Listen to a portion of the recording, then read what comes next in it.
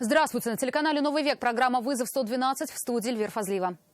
И сегодня мы расскажем о страшной находке у Кремлевской набережной. Я, правда, очень шокирована. Отдыхающие увидели в Казанке плывущее вниз лицом тело человека. Покажем последствия страшной аварии в Челнах. Водитель АКИ не получал водительских прав. И наезд автобуса на мужчину. Водитель автобуса совершил наезд на пешехода 58 года рождения, который, по предварительным данным, переходил проезжую часть дороги в неустановленном для этого месте. А также ликвидация подпольного казино в Лениногорском районе. В игровом салоне было изъято 16 системных блоков, 16 мониторов, флеш-накопители, кассовый аппарат и также денежные средства. И задержание поджигателя приюта для собак. Это и не только. Прямо сейчас.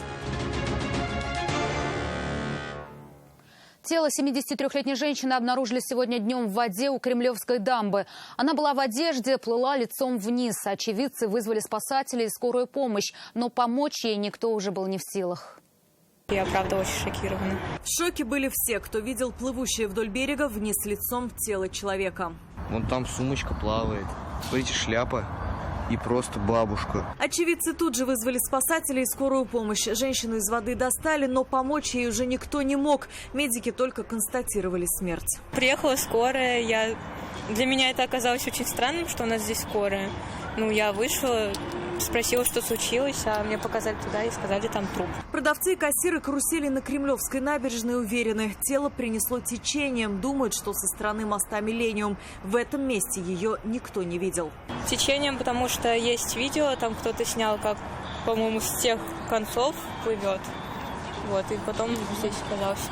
Женщина была в одежде, в ее сумке были документы. Установить личность труда не составило. Стражи порядка связались с родственниками, они вскоре приехали на место. В погибшей женщине молодой человек опознал свою бабушку.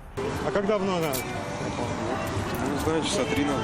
Теперь следователям предстоит выяснить, как, где и почему она оказалась в воде, а экспертам установить точное время и причину смерти пожилой женщины. И уже после этого будет приниматься дальнейшее процессуальное решение.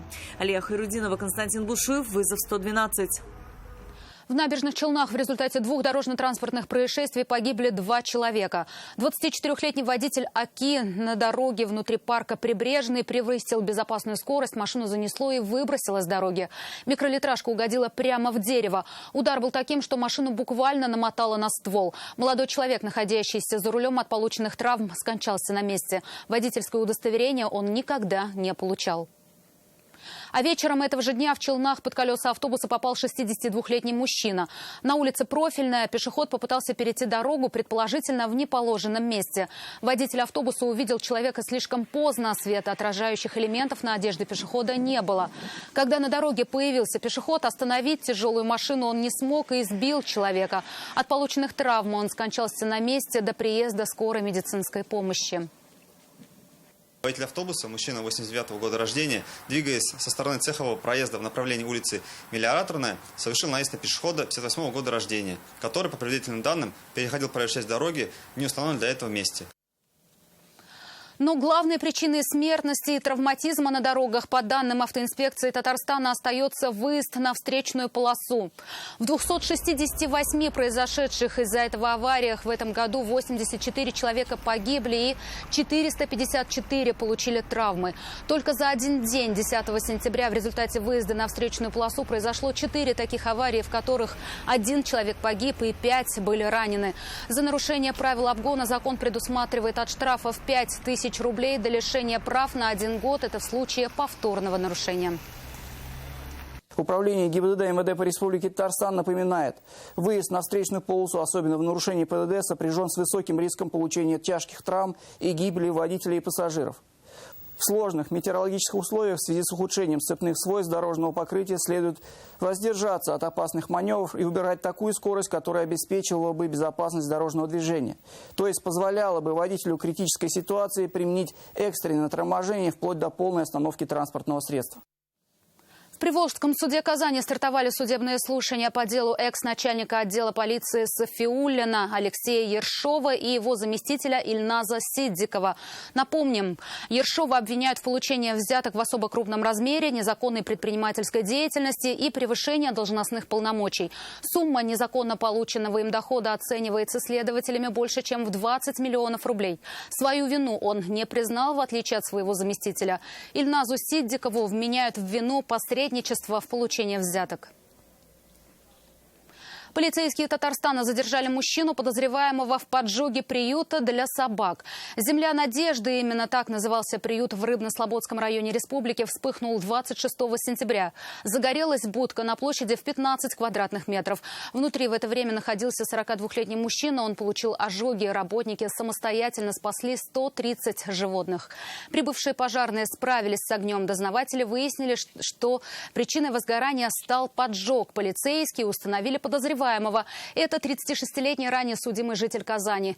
Сделал это, будучи пьяным, из мести. Сейчас решается вопрос о возбуждении уголовного дела.